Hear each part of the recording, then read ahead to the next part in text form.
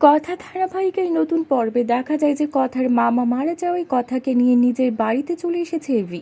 কিন্তু বাড়িতে কথার কিছুতেই মন বসছে না, তাই কিভাবে কথাকে মানসিকভাবে শান্তি দেওয়া যায় এই চিন্তা ভাবনা করতে থাকে। তাই এভি চিন্তা ভাবনা করে মনে মনে তাকে নিয়ে দূরে কোথাও ঘুরে আসতে হবে।